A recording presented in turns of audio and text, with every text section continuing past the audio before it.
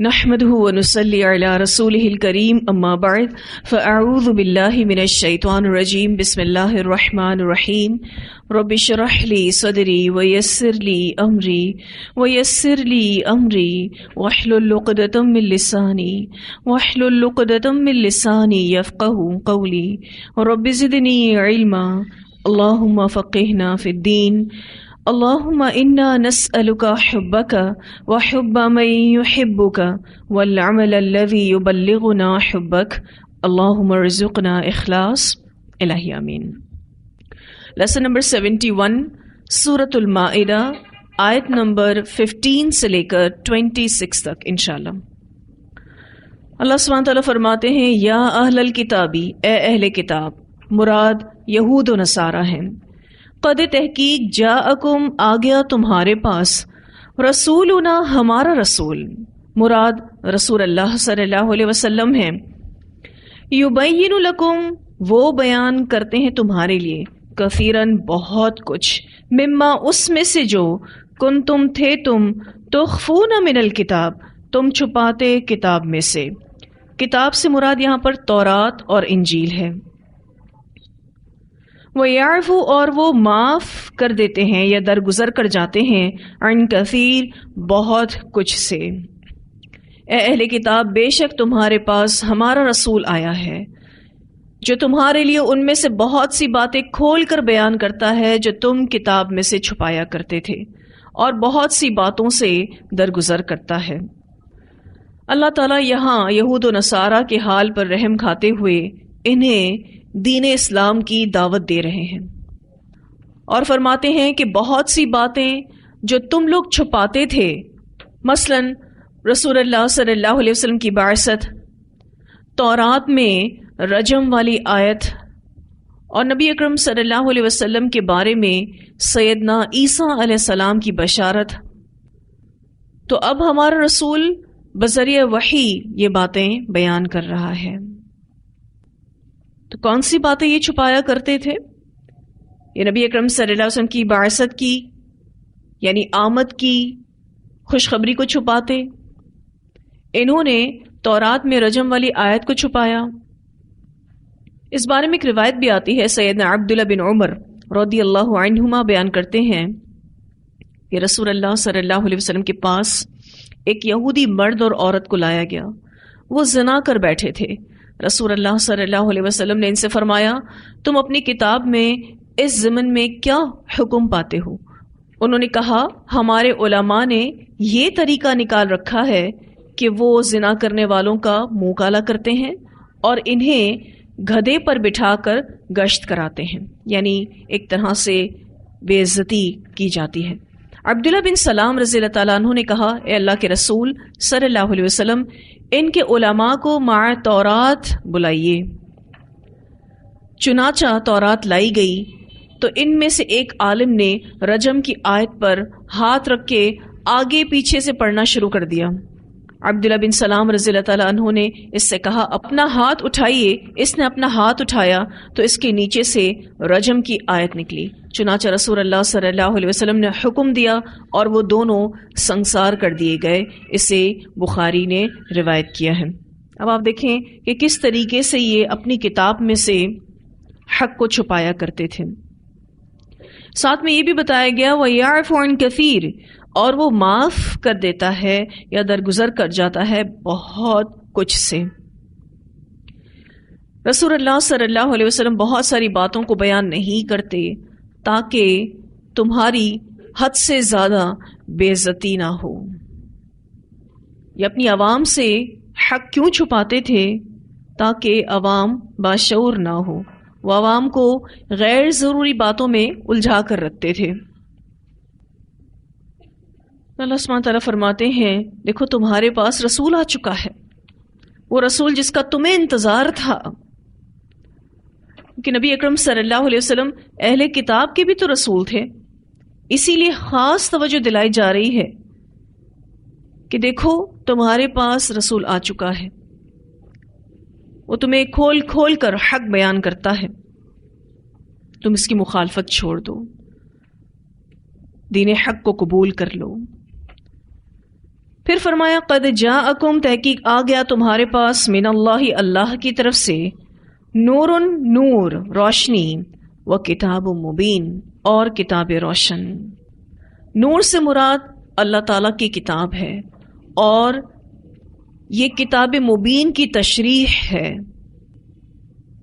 نور اور کتاب مبین دونوں سے مراد قرآن کریم ہے۔ یہاں جو واو آ رہا ہے نورن کے بعد، یہ عطف ہے، یعنی یہ کتاب مبین کی ہی تشریح ہے۔ بعض لوگوں نے نور سے مراد رسول اللہ صلی اللہ علیہ وسلم کی ذات مبارکہ کو لیا ہے، اور اس سے اس بات کو ثابت کرنے کی کوشش کی ہے کہ نبی اکرم صلی اللہ علیہ وسلم نوری مخلوق ہیں، وہ ہماری طرح بشر نہیں ہیں۔ تو یہ تفسیر کرنا انتہائی غلط ہے۔ اس سے ریلیٹڈ وہ جتنی بھی احادیث بیان کرتے ہیں وہ سب کی سب موضوع ہیں، فیبریکیٹڈ ہیں، من گھڑت ہیں۔ یہاں جو واو آیا ہے یہ عطف کے لیے ہے، اور یہ کتاب مبین کی ہی صفت ہے۔ تھوڑا سا غور و فکر کریں تو اس آیت کے شروع میں نبی اکرم صلی اللہ علیہ وسلم کا ذکر آ چکا ہے۔ اللہ تعالیٰ فرماتے ہیں یا اہل الکتاب قد جاءکم رسولنا یبین لکم کثیرا۔ تو آخر میں پھر کس کا ذکر آ رہا ہے؟ قرآن کا ذکر آ رہا ہے۔ قد جاءکم من اللہ نور و کتاب مبین۔ اسی طرح آپ دیکھیے کہ یہاں واو عطف کا ہے، جس کی واضح دلیل اگلی آیت ہے جس میں کہا جا رہا ہے یہدی بہ اللہ، اس کے ذریعے سے اللہ تعالیٰ ہدایت فرماتا ہے۔ تو بہ کی ضمیر جو ہے وہ واحد کی ضمیر ہے۔ اگر نور اور کتاب دو الگ الگ چیزیں ہوتی تو الفاظ یہ استعمال ہوتے یہدی بہم اللہ، یعنی اللہ تعالیٰ ان دونوں کے ذریعے ہدایت فرماتا ہے۔ تو چونکہ نور اور کتاب الگ الگ چیزیں نہیں، اسی لیے اگلی آیت میں یہدی بہ اللہ کے الفاظ آئے ہیں۔ پھر اسی طرح سے قرآن میں قرآن اور دوسری آسمانی کتابوں کو بہت سے مقامات پر نور کہا گیا ہے۔ مثلا سورہ النساء آیت نمبر 174 اللہ سبحانہ تعالیٰ فرماتے ہیں وَأَنزَلْنَا إِلَيْكُمْ نُورًا مُبِينًا، اور یہ الفاظ قرآن کے لیے استعمال ہوئے۔ اسی طرح سورہ المائدہ آیت نمبر 44 إِنَّا أَنزَلْنَا التَّوْرَاةَ فِيهَا هُدًى وَنُورٌ، یہاں یہ الفاظ تورات کے لیے استعمال ہوئے۔ پھر آپ دیکھیے سورۃ المائدہ کی ہی آیت 46 میں آگے اللہ سبحانہ تعالیٰ فرماتے ہیں وَآتَيْنَاهُ الْإِنْجِيلَ فِيهِ هُدًى وَنُورٌ، یہاں نور کے الفاظ انجیل کے لیے استعمال ہوئے ہیں۔ اسی طرح سورہ انعام آیت نمبر 91، سورۃ الاعراف آیت نمبر 157، سورہ شورى آیت نمبر 52، اسی طرح سورہ تغابن آیت نمبر 8، ان سب میں اللہ سبحانہ تعالیٰ نے قرآن اور دوسری آسمانی کتابوں کو نور کہا ہے۔ لیکن بہت سے لوگ اس آیت سے یہ معنی نکالتے ہیں کہ رسول اللہ صلی اللہ علیہ وسلم نوری مخلوق ہیں۔ اللہ تعالیٰ فرماتے ہیں قد جاءکم من اللہ نور، تحقیق آ گیا تمہارے پاس اللہ کی طرف سے نور، یعنی رسول اللہ صلی اللہ علیہ وسلم، و کتاب مبین، اور کتاب بین روشن۔ تو یہ بالکل غلط تفسیر ہے۔ اس کو ثابت کرنے کے لیے جن احادیث کا وہ سہارا لیتے ہیں وہ سب کی سب موضوع ہیں۔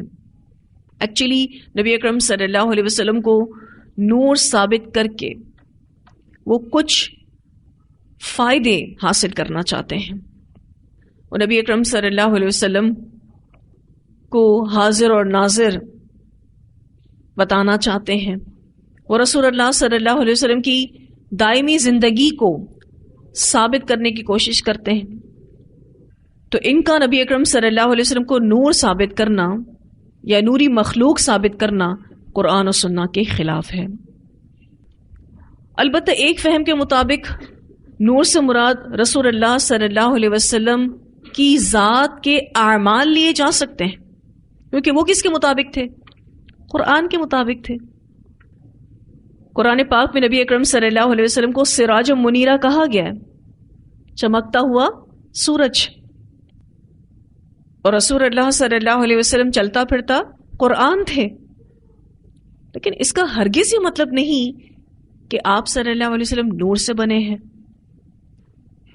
اس کا یہ مطلب ضرور لیا جا سکتا ہے کہ نبی اکرم صلی اللہ علیہ وسلم کے اعمال کی روشنی سے سارے لوگ منور ہو رہے ہیں، کیونکہ آپ صلی اللہ علیہ وسلم کے اعمال قرآن کے مطابق تھے. قد جاءکم من اللہ نور و کتاب مبین. آپ دیکھیں تو قرآن کس کس چیز کو روشن کرتا ہے. قرآن ہماری زندگیوں کو روشن کرتا ہے.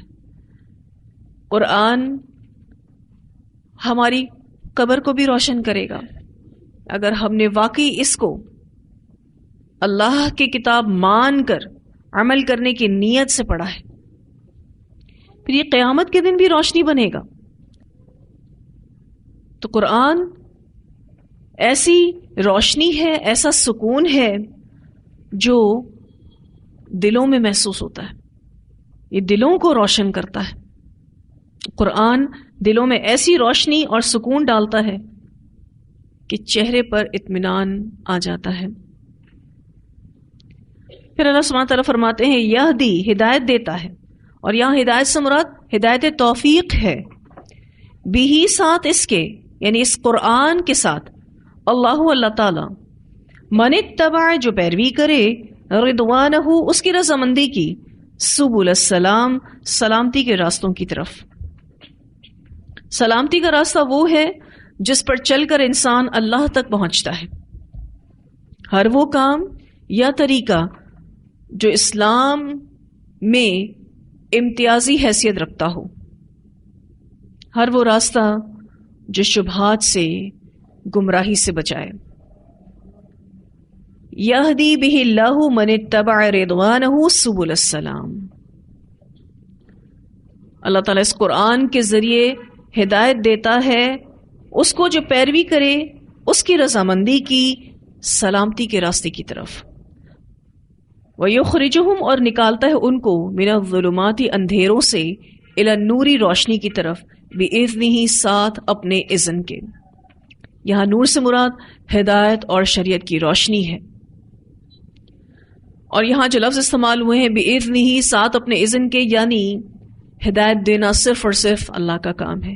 کوئی انسان کسی انسان کو ہدایت نہیں دے سکتا. جب تک اللہ کا اذن نہ ہو کسی کو ہدایت نہیں ملتی. اور اللہ تعالیٰ ہر اس شخص کے لیے ہدایت کا اذن دیتے ہیں جس کے اندر ہدایت کی طلب ہو. وَيَهْدِيهِمْ، اور ہدایت دیتا ہے ان کو، إِلَى صِرَاطٍ مستقیم، طرف سیدھے راستے کے. جو شریعت پر چلے گا تو اس کا عقیدہ، اعمال اور انجام سلامت رہیں گے. پھر اللہ سبحانہ تعالیٰ فرماتے ہیں لقد، البتہ تحقیق. لقد میں دو تاکیدیں ہیں، ایک لام تاکید اور دوسرا قد کا لفظ. یعنی ترجمہ یوں ہم کریں کہ تحقیق شدہ بات ہے، پکی بات ہے. کفر الذین، کفر کیا ان لوگوں نے، اشارہ نصارہ کی طرف ہے. قالوا، جنہوں نے کہا، ان اللہ، بے شک اللہ تعالی، هو المسیح ابن مریم، وہی مسیح علیہ السلام ابن مریم ہے. تو اشارہ نصارہ کی طرف ہے کیونکہ یہ انہی کا قول تھا کہ مسیح ابن مریم ہی اللہ تعالی ہے. اس آیت میں عیسیٰ علیہ السلام کے بارے میں نصارہ کے غلو کو واضح کیا جا رہا ہے، جنہوں نے بڑی شدت کے ساتھ یہ بات کہی کہ اللہ مسیح ابن مریم ہی تو ہے. اللہ سبحانہ تعالیٰ فرماتے ہیں تو پھر ایسا کہنے والے کافر ہیں اور ان کے کفر میں کوئی شک نہیں. اللہ کے ایک بندے کو ان لوگوں نے اللہ بنا دیا. اب اللہ سبحانہ تعالیٰ ان کو جواب دے رہے ہیں، قل، کہہ دیجئے، آپ صلی اللہ علیہ وسلم ان سے کہہ دیں کہ جو بھی یہ عقیدہ رکھتا ہے، فمن، تو کون ہوگا، یملک، مالک، من اللہ، اللہ سے، شیئن کسی چیز کا، ان ارادہ اگر اس نے ارادہ کیا، ان یہلک المسیح ابن مریم کہ ہلاک کر دے مسیح علیہ السلام کو جو ابن مریم ہے، وَأُمَّهُ اور اس کی ماں کو، وَمَن فِي الْأَرْضِ جَمِيعًا اور جو بھی زمین میں ہے سب کے سب کو۔ اللہ سبحانہ تعالیٰ نے ان کے اس شرکیہ عقیدے کے لیے جواب دیا کہ اے اللہ کے رسول صلی اللہ علیہ وسلم ان سے کہہ دیجئے، کن سے کہہ دیجئے؟ جو ایسا عقیدہ رکھتے ہیں کہ عیسیٰ علیہ السلام ہی اللہ تعالیٰ ہے، نعوذ باللہ، ان سے کہہ دیجئے کہ پھر کون اللہ سے کسی چیز کا مالک ہے اگر وہ ارادہ کرے کہ مسیح ابن مریم کو اور اس کی ماں کو اور زمین میں جو لوگ ہیں سب کو ہلاک کر دے۔ اللہ کے لیے کیا مشکل ہے، اللہ اپنی مخلوق میں سے سب کو ہلاک کر دے۔ وَلِلَّهِ اور اللہ ہی کے لیے ہے ملک السماوات والارض، بادشاہت آسمانوں کی اور زمین کی، وما بینہما اور جو ان دونوں کے درمیان ہے، یخلق ما یشاء وہ پیدا کرتا ہے جو وہ چاہتا ہے، اللہ تعالیٰ جو چاہے پیدا کرے، واللہ علی کل شیء قدیر اور اللہ تعالیٰ اوپر ہر چیز کے قادر ہے۔ اللہ سبحانہ تعالیٰ کی تخلیق کے بے شمار مظہر ہیں۔ اللہ تعالیٰ نے ماں باپ کے بغیر حضرت آدم علیہ السلام کو پیدا کیا۔ اللہ سبحانہ تعالیٰ نے ماں کے بغیر یعنی ایک نر سے حضرت حوا کو پیدا کیا۔ ہم سب جانتے ہیں کہ حضرت حوا کو حضرت آدم کی پسلی سے اللہ سبحانہ تعالیٰ نے پیدا کیا۔ پھر اسی طرح سے بغیر باپ کے حضرت عیسیٰ علیہ السلام کو اللہ تعالیٰ نے پیدا کیا۔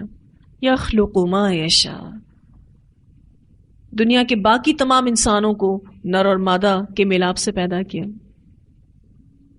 واللہ علی کل شیء قدیر اور اللہ اوپر ہر چیز کے قادر ہے۔ ایکچولی حضرت عیسیٰ بہت ہی انوکھی پیدائش لے کر اس دنیا میں آئے، وہ بن باپ کے پیدا کیے گئے۔ اس وجہ سے عیسائیوں نے یہ شرکیہ عقیدہ گھڑ لیا کہ یہ اللہ تعالیٰ کی اولاد ہے، نعوذ باللہ۔ اللہ تعالیٰ فرماتے ہیں کہ اللہ کے لیے کیا مشکل ہے، اللہ تعالیٰ جو چاہے پیدا کرے، وہ تو ہر چیز پر قدرت رکھتا ہے۔ آدم علیہ السلام کو اللہ تعالیٰ نے ماں باپ کے بغیر پیدا کیا۔ اولاد بنانی ہے تو کس کو بناؤ؟ آدم علیہ السلام کو بناؤ، کیونکہ وہ تو ماں اور باپ دونوں کے بغیر پیدا ہوئے۔ اسی طرح سے حضرت حوا بھی بہت انوکھی پیدائش ہے اللہ تعالیٰ کی، اسی طرح سے حضرت عیسیٰ بھی۔ ایک طرح سے اللہ سبحانہ تعالیٰ نے ان کے شرک کا رد کیا ہے کہ جو کہتے ہیں کہ عیسیٰ ہی رب ہیں کیونکہ وہ بغیر باپ کے پیدا ہوئے ہیں، تو عقلی یا شرعی طور پر یہ کیسے دلیل ہے کہ وہ اللہ ہو گئے؟ پھر اللہ سبحانہ تعالیٰ فرماتے ہیں وقالت الیہود اور کہا یہود نے، والنصارى اور نصارہ نے، نحن ابناء اللہ ہم بیٹے ہیں اللہ کے، واحباؤہ اور اس کے لاڈلے ہیں، اس کے پیارے ہیں۔ یہود و نصارہ یہ کہا کرتے تھے کہ ہم اللہ کے بیٹے اور اس کے پیارے ہیں۔ یہاں پر ابناء اللہ جو کہا گیا ہے، ابناء جو ہے ابن کی واحد ہے۔ ابن کے کئی معنی ہیں، ایک معنی حقیقی بیٹا، دوسرا معنی غیر سلبی بیٹا یعنی سوتیلا بیٹا، اسی طرح سے نسبت کی بنا پر بھی کسی کو بیٹا کہا جاتا ہے۔ پھر ہر وہ چیز جس میں انسان ماہر ہو جائے تو وہ اس کا نام پڑ جاتا ہے۔ یہود کہا کرتے تھے کہ ہم اللہ کے بیٹے ہیں، اور ساتھ میں وہ اس کی وجہ بھی بتاتے ہیں، چونکہ ہم اس کے پیارے ہیں اس لیے ہم اللہ کے بیٹے ہیں، ہم اس کے چہیتے ہیں اس لیے ہم اللہ کے بیٹے ہیں۔ جس طرح سے کسی کو اس کا بیٹا چہیتا ہوتا ہے، اسی طرح سے ہم یہود و نصارہ اللہ تعالیٰ کو چہیتے ہیں، پیارے ہیں۔ اللہ ہمیں کچھ نہیں کہے گا، ہمیں اللہ عذاب نہیں دے گا۔ قل کہہ دیجئے، اب ان کو جواب دیا جا رہا ہے کہ اللہ کے رسول صلی اللہ علیہ وسلم ان سے کہہ دیجئے، فلیما پھر کیوں، یعذبکم وہ عذاب دیتا تم کو، بذنوبکم بوجہ تمہارے گناہوں کے۔ اگر واقعی تم اپنے دعوے میں سچے ہو تو وہ تم کو سزا کی وعیدیں کیوں دیتا ہے، اور دنیا میں بھی تم کو سزائیں ملی۔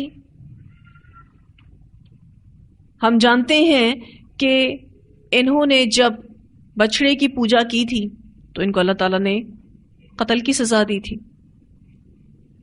اسی طرح سے سبت والوں نے ہفتے کے قانون کی خلاف ورزی کی تھی تو اللہ تعالیٰ نے ان کو خنزیر اور بندر بنا دیا تھا، ان کے چہروں کو مسخ کر دیا تھا۔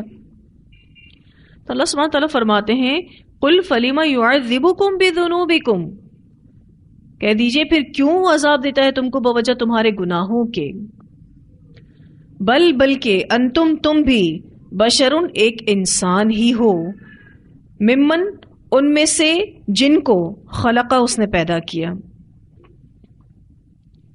یغفر لمن یشاء وہ بخش دے گا واسطے جس کے لیے چاہے گا،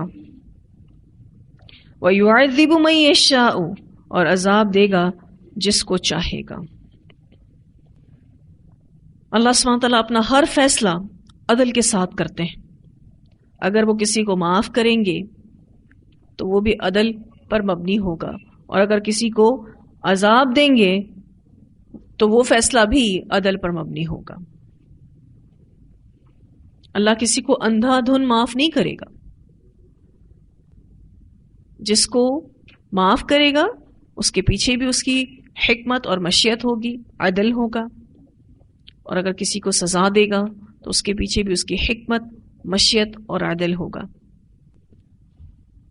وَلِلَّهِ مُلْكُ السَّمَاوَاتِ وَالْأَرْضِ اور اللہ ہی کے لیے ہے بادشاہت آسمانوں کی اور زمین کی، وَمَا بَيْنَهُمَا اور جو ان کے درمیان ہے، وَإِلَيْهِ الْمَصِيرُ اور اسی کی طرف لوٹنا ہے۔ یہاں بات تو یہود و نصارہ کی ہو رہی ہے جو اپنے آپ کو اللہ تعالیٰ کا چہیتا مانتے ہیں اور کہتے ہیں کہ ہم جنت میں ضرور جائیں گے۔ اچھا، ویسے ان کی اس بات کا یہ خود بھی رد کرتے ہیں۔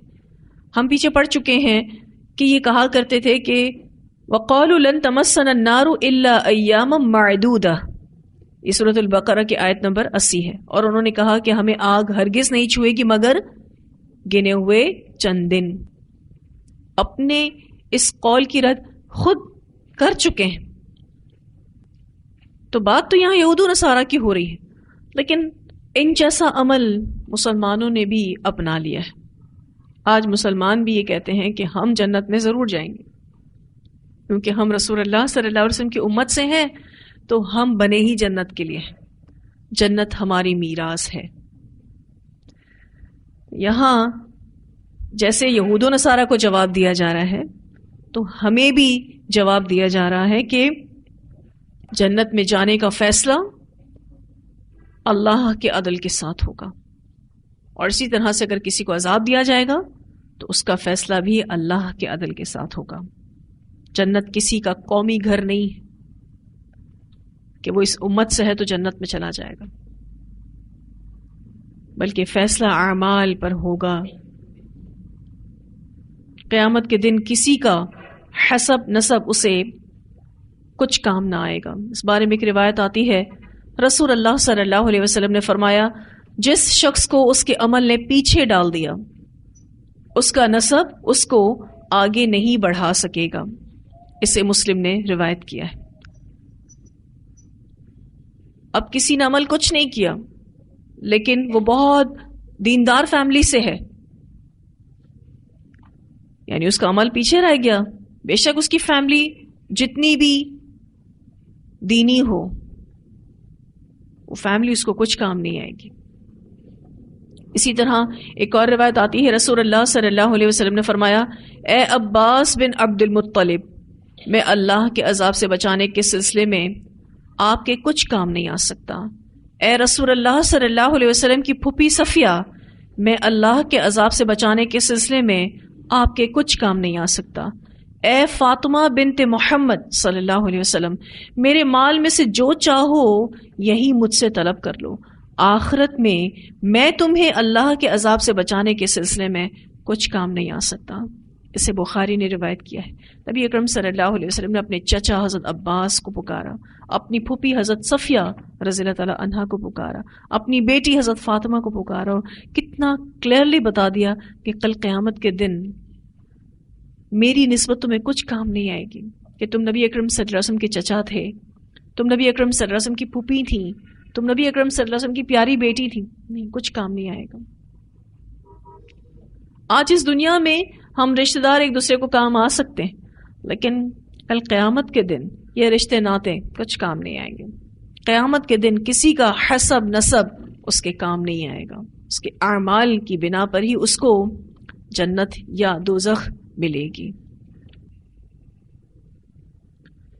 پھر اللہ سبحانہ تعالیٰ فرماتے ہیں یا اہل الکتابی، اے اہل کتاب، قد جاءکم، تحقیق آ گیا تمہارے پاس، رسولنا، ہمارا رسول، یبین لکم، بیان کرتا ہے تمہارے لیے۔ یہ کام نبی اکرم صلی اللہ علیہ وسلم کا تھا کہ آپ نے دین کو واضح کیا، الحمدللہ۔ اور آپ دیکھیں کہ رسول اللہ صلی اللہ علیہ وسلم کے مشن کو لے کر اس امت کے بے شمار لوگ چلے، اور ہم دیکھتے ہیں کہ دین کی خدمت نان عربز نے زیادہ کی، عربز نے بھی کی لیکن نان عربز نے زیادہ کی۔ اگر ہم نبی اکرم صلی اللہ علیہ وسلم کا دور دیکھیں تو یہود و نصارہ عربی نہیں جانتے تھے، ان سے بات چیت کرنے کے لیے لازماً عبرانی زبان سیکھنا ضروری تھی۔ حضرت زید بن حارثہ رضی اللہ تعالیٰ عنہ نے 17 دن میں ہیبرو لینگویج سیکھی، عبرانی زبان سیکھی، تاکہ یہود و نصارہ سے کمیونیکیٹ کیا جا سکے۔ آج ہے ہمارے پاس کوئی ایسا بچہ جو 17 دن میں ایک مختلف قسم کی زبان سیکھ کر قرآن کا میسج آگے ان لوگوں تک پہنچائے؟ زید بن حارثہ جو تھے 17 ڈیز کیا ہوتے ہیں، 17 دن میں انہوں نے عبرانی زبان سیکھی تاکہ یہود و نصارہ تک اللہ کا پیغام پہنچ سکے۔ تو یہود و نصارہ عربی نہیں جانتے تھے، حضرت زید نے 17 دن میں عبرانی زبان سیکھی تاکہ یہود و نصارہ سے کمیونیکیٹ کیا جا سکے۔ کسی زبان کو سیکھنا اور اس کے پیچھے یہ نیت رکھنا کہ اللہ کا پیغام آگے پہنچانا ہے، یہ بھی بہت بڑا جہاد ہے، یہ جہاد باللسان ہے۔ یہ کام نبی اکرم صلی اللہ علیہ وسلم نے کیا۔ قد جاءکم رسولنا یبین لکم، تحقیق آ گیا تمہارے پاس ہمارا رسول، بیان کرتا ہے تمہارے لیے، علی فترۃ، ایک وقفے کے بعد، من الرسل، رسولوں کے۔ نبی اکرم صلی اللہ علیہ وسلم ایک وقفے کے بعد بھیجے گئے۔ اتنا انتظار یہود و نصارہ کو کیوں کروایا گیا؟ وہ اس لیے تاکہ نبی اکرم صلی اللہ علیہ وسلم کی اہمیت ان پر واضح ہو۔ اہل کتاب کو آخری نبی کا انتظار تھا۔ اصل میں یہ اپنی کتابوں میں اس کی بشارت پاتے تھے، تو ان کو بڑا انتظار تھا نبی اکرم صلی اللہ علیہ وسلم کا۔ حضرت عیسیٰ کے بعد تقریباً 600 سال کا وقفہ رہا، کوئی نبی نہیں آیا۔ اس وجہ کی بنا پر بھی وہ آخری نبی کا انتظار کر رہے تھے۔ ایکچولی ان کو بڑی امید تھی کہ یہ آخری نبی بھی بنی اسرائیل سے آئے گا۔ نبی اکرم صلی اللہ علیہ وسلم کو اللہ تعالیٰ نے بنی اسماعیل سے بھیج دیا۔ اسی وجہ سے یہود و نصارہ رسول اللہ صلی اللہ علیہ وسلم کا انکار کر گئے کہ یہ رسول ہماری فیملی سے نہیں آیا، حالانکہ وہ رسول اللہ صلی اللہ علیہ وسلم کو بہت اچھے سے پہچانتے تھے۔ اللہ تعالیٰ فرماتے ہیں یا اہل الکتابی قد جاءکم رسولنا یبین لکم علی فترۃ من الرسل، ان تقولوا کہیں تم یہ نہ کہو ما جاءنا نہیں آیا ہمارے پاس من بشیرن خوشخبری دینے والا ولا نذیرن اور نہ کوئی ڈرانے والا. اللہ تعالیٰ نے تمہارے پاس یہ نبی اس لیے بھیجا ایک لمبے عرصے کے بعد تاکہ تم یہ نہ کہو کہ ہمارے پاس نہ تو کوئی خوشخبری دینے والا آیا اور نہ ڈرانے والا آیا. فقد جاءکم بشیرن تو تحقیق آ گیا تمہارے پاس خوشخبری دینے والا ونذیر اور ڈرانے والا. واللہ علی کل شیء قدیر اور اللہ تعالیٰ اوپر ہر چیز کے قادر ہے. نبی اکرم صلی اللہ علیہ وسلم انبیاء کی اسی کڑی سے جڑے تھے جس سے ایک کے بعد ایک نبی آتے جا رہے تھے، اور آپ صلی اللہ علیہ وسلم آخری نبی بنا کر بھیجے گئے اور انبیاء کے اس سلسلے کو سیل کر دیا گیا. آپ کو خاتم النبیین بنا کر بھیجا گیا. ایک روایت آتی ہے رسول اللہ صلی اللہ علیہ وسلم نے فرمایا میں تمام لوگوں کی نسبت ابن مریم کے سب سے زیادہ قریب ہوں.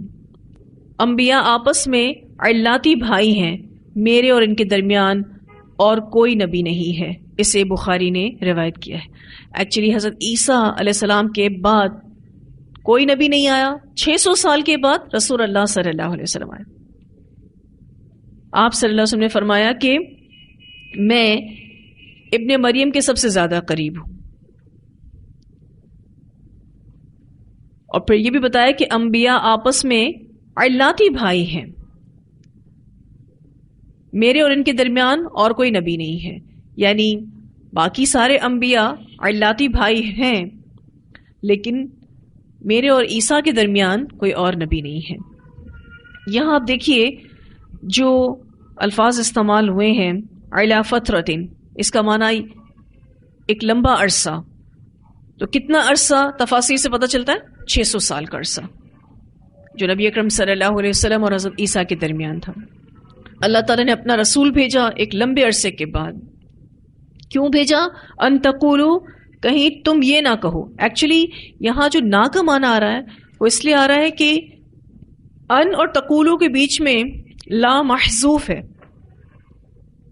اگر آپ چھوٹا سا لا لکھ دیں ان اور تقولوا کے بیچ میں، ایکچولی یہ کیا تھا؟ اللہ تقولوا کہیں تم یہ نہ کہو. اللہ سبحانہ تعالیٰ نے اپنے رسول کو بھیجا. کیوں بھیجا؟ اس کی وجہ بھی اللہ تعالیٰ آگے بتا رہے ہیں. ان تقولوا کہیں تم یہ نہ کہو ما جاءنا نہیں آیا ہمارے پاس من بشیرن کوئی خوشخبری دینے والا ولا نذیرن اور نہ کوئی ڈرانے والا. فقد جاءکم بشیر و نذیر تو تحقیق آ گیا تمہارے پاس خوشخبری دینے والا اور ڈرانے والا. واللہ علی کل شیء قدیر اور اللہ تعالیٰ اوپر ہر چیز کے قادر ہے.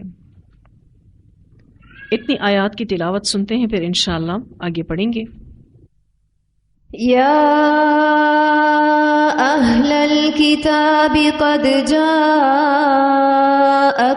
رسولنا یبین لکم کثیرا مما کنتم تخفون يبين لكم كثيرا مما كنتم تخفون من الكتاب ويعفو عن كثير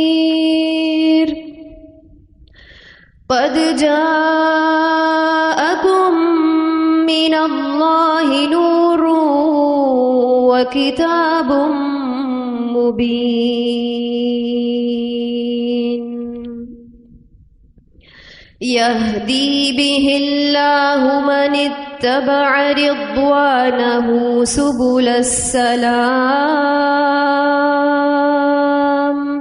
ويخرجهم من الظلمات إلى النور بإذنه ويهديهم إلى صراط مستقيم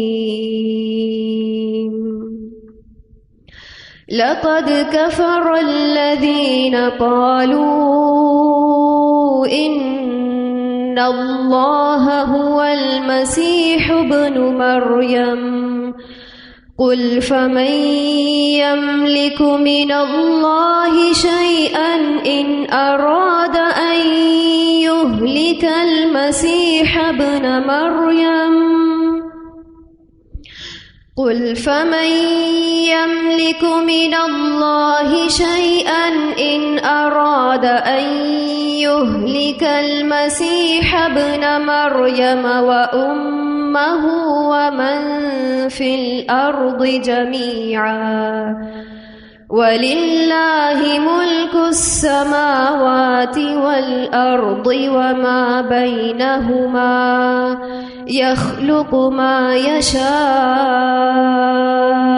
والله على كل شيء قدير